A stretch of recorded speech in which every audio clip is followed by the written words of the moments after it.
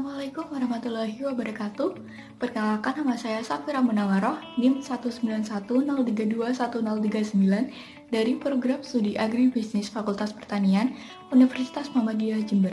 Di sini saya akan menjelaskan mengenai kesimpulan dari hasil webinar Agritel 1 untuk memenuhi tugas sosiologi pedesaan oleh dosen pengampu Ibu Fevi Nurdiana, SPMP. Berikut penjelasannya. Webinar Agritel Seri 1, Pembangunan Pertanian Era New Normal, menjaga eksistensi untuk kesejahteraan petani dan konsumen. Kesimpulan oleh Insinyur Hadi Sulistyo, MM, secara besar menjelaskan akan kebijakan, implementasi, dan ketersediaan. 1. Kebijakan tersebut dibuat oleh pemerintah untuk memperbaiki di saat pandemi dan pasca pandemi COVID-19 pada bidang pertanian. 2. Implementasi tersebut diterapkan kepada petani untuk mendukung dan mengembangkan perekonomian petani di saat pandemi atau pasca pandemi COVID-19. 3. Ketersediaan akan kebutuhan pangan dibutuhkan untuk memastikan kebutuhan pokok tetap tersedia dengan harga kebutuhan pokok yang stabil di tengah pandemi COVID-19, terutama pada kebutuhan pokok karena Jawa Timur termasuk lumbung pangan nasional. Berikut perkiraan ketersediaan dan kebutuhan pangan pokok nasional periode April sampai dengan Mei 2020.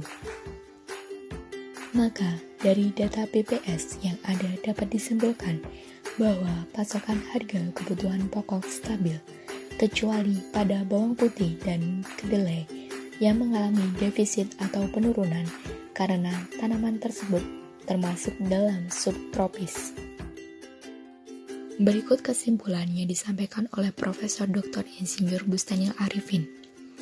Perekonomian Indonesia bisa dikatakan sangat rendah karena hanya berada pada kuartil 1 pada tahun 2020 dengan angka 2,97%, dengan kontribusi pertanian sebesar 0,02%, dan tidak memungkinkan akan mengalami penurunan di tengah pandemi COVID-19.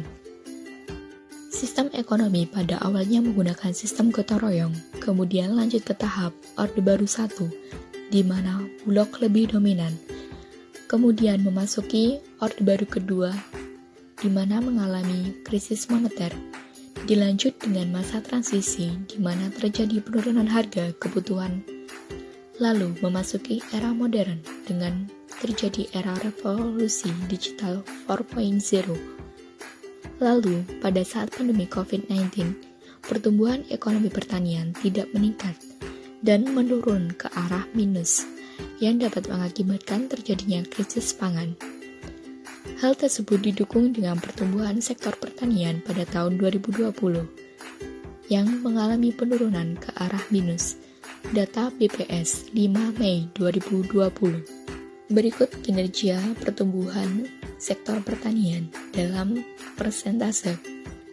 Sumber BPS 5 Mei 2020. Maka solusi pada permasalahan tersebut adalah dengan memanfaatkan teknologi seperti penggunaan e-commerce untuk peningkatan perekonomian pada sektor pertanian, juga untuk mengatasi pandemi COVID-19. Cara kerja Tani Hub yaitu 1. Trade procurement, yaitu petani langsung memanen hasil pertaniannya. Kemudian warehouse, di mana terjadinya pengemasan oleh hasil pertanian untuk didistribusikan kepada konsumen.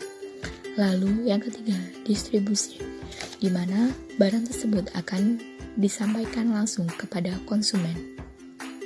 Sistem e-commerce diharapkan mampu meningkatkan perekonomian Indonesia, terutama di saat terjadinya pandemi seperti saat ini, karena mampu memberikan kontribusi yang lebih dalam menerapkan peningkatan ekonomi pada bidang pertanian. Berikut kesimpulan oleh Dr. Evita Solihahani. Indonesia siap dengan the new normal di saat pandemi COVID-19 terjadi. Hal tersebut disampaikan oleh Presiden Joko Widodo. Hal ini menyebabkan terjadinya perbedaan kejadian yang biasa dilakukan, salah satunya di bidang pendidikan. Adanya the new normal, Industri 4.0, dan Society 5.0 membuat mahasiswa untuk memiliki inovasi yang lebih dan kemampuan yang lebih sehingga tertuang dalam Peraturan Perpres pada 8/2012 Strategi yang dibutuhkan adalah Tridharma, SDA, pendanaan, dan Sapras untuk menunjang kemajuan pendidikan Indonesia di tengah pandemi COVID-19. Berikut kesimpulan oleh Dr. Evita Solihahani. Indonesia siap dengan the new normal di saat pandemi COVID-19 terjadi. Hal tersebut disampaikan oleh Presiden Joko Widodo. Hal ini menyebabkan terjadinya perbedaan kejadian yang biasa dilakukan, salah satunya di bidang pendidikan.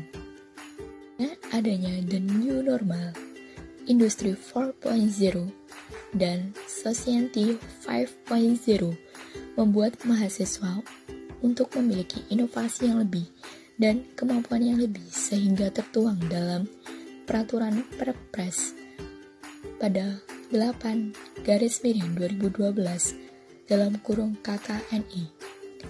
Strategi yang dibutuhkan adalah Tridharma, SDA, pendanaan, dan Sapras untuk menunjang kemajuan pendidikan Indonesia di tengah pandemi COVID-19.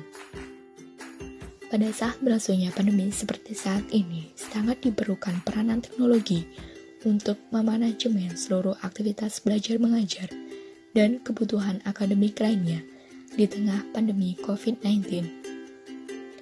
Karena pada penerapannya, pendidikan diibaratkan seperti susu, di mana dapat kadaluarsa sehingga perlu untuk terjadinya pembaruan. Kemudian, kesimpulan yang disampaikan oleh pembahas oleh Profesor Dr. Insinyur Rudi Wibowo MS selaku Direktur Pasca Sarjana Universitas Jember dan Dewan Penasehat Perhimpunan Ekonomi Pertanian Indonesia. Menurut FAO, transmisi COVID-19 pada sistem pertanian dan pangan mempengaruhi permintaan karena terjadi perubahan untuk menghasilkan produksi. Maka dibutuhkan peranan teknologi untuk meningkatkan daya saing, diversifikasi, pemasaran, dan lainnya.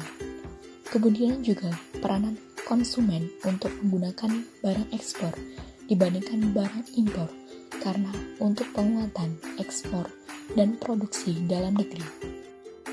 Kesimpulan dari saya kurang lebihnya mohon maaf. Wassalamualaikum warahmatullahi wabarakatuh.